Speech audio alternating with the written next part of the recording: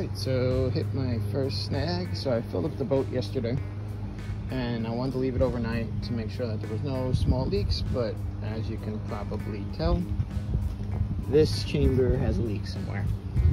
So I will have to find it. I have my little spray bottle with soapy water, so I'm gonna pump it full.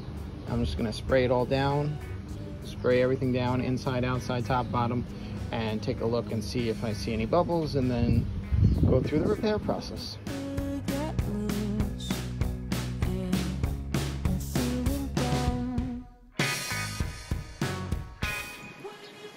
All right, so yeah, that would be what it looks like when you have a hole in your boat.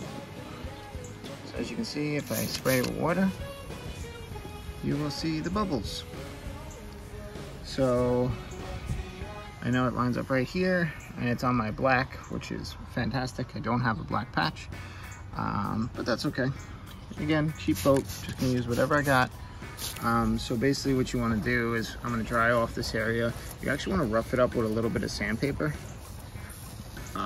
Rough up a nice area around it.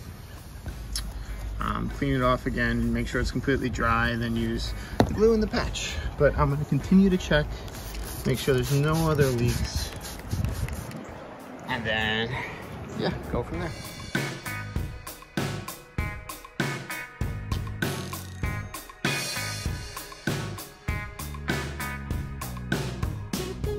So I just realized the patch kit that came with the boat, actually, and I remember this from last year, which I might have to fix up this patch.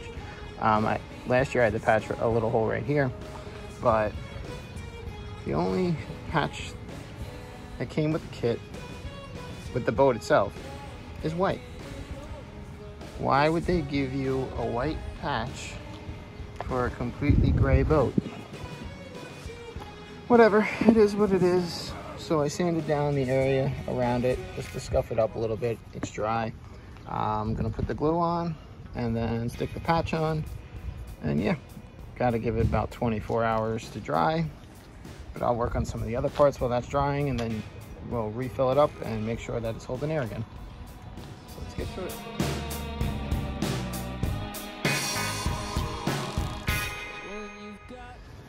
Okay, my patch is on. It's gonna be drying up. What to do next? I think I'm gonna start figuring out the wiring. Basically, I want to bring these two wires from my nav lights together. I'm gonna solder and join them together where they meet here. Then I'm gonna run a single wire up the center of the middle, over, down and around to the console where my switches will be, and then I got to wire up my stern light so that all three lights are working off one switch. Yeah, I think that's how I'm gonna do it. So let me get to it.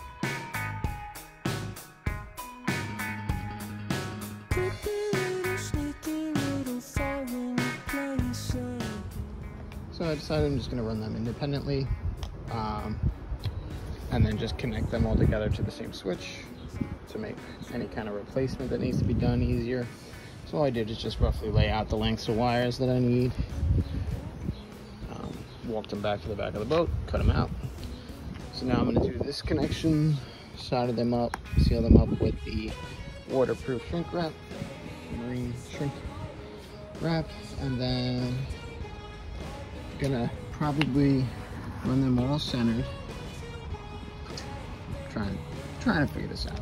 Run them all center. I do have wire, that like plastic wire conduit, that the wire just gets wrapped around, the black conduit, that I'm probably gonna run the wires through, and then the conduit up and over, and then into the front bench seat that I have, and then the wires are gonna run down and around, and then once I get my flooring figured out, and cut out and set up, I'm gonna have just the conduit running down this side of the boat and then into the console for all the wiring coming from the front of the boat. And yeah, that's what I'll do. So I just wanted to show you guys what I'm kind of thinking here. So I'm thinking if I run this conduit like this, up and over, you should have plenty.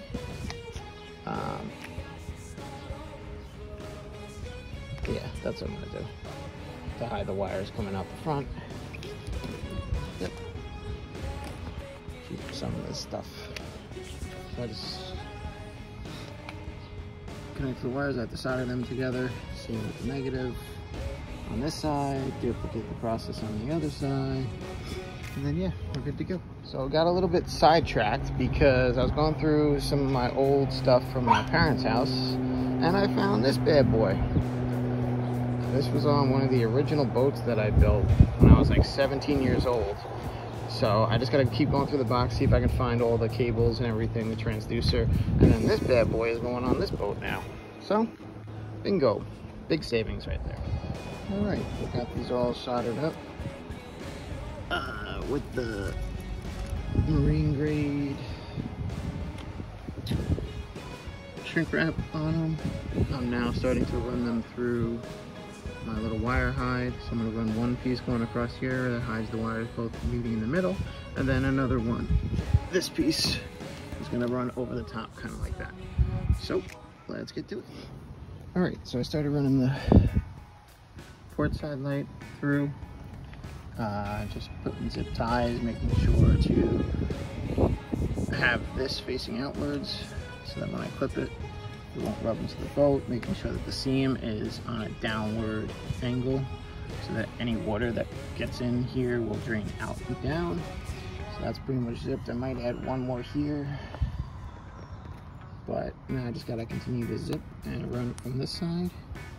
And then I'll show you guys the bow light test. So there we go. It's run up through the front of the boat. So now it'll just be my little hide through the middle of all the rest of the wires, and good to go. And that's that. I was slightly off the center with the little T-junction here, but yeah, it's close enough. I'm off by like maybe a ½ inch.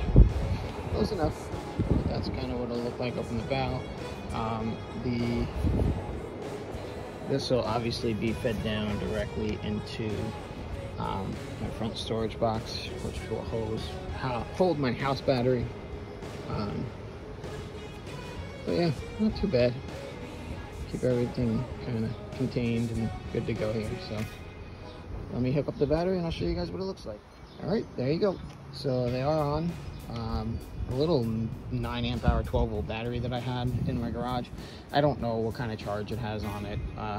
It hasn't been on a charger in probably 2 weeks, so the lights are a little bit dim, but they work, which is all I care about. So when they're hooked up to a fully charged house battery, they should be a lot brighter than that. But that's it.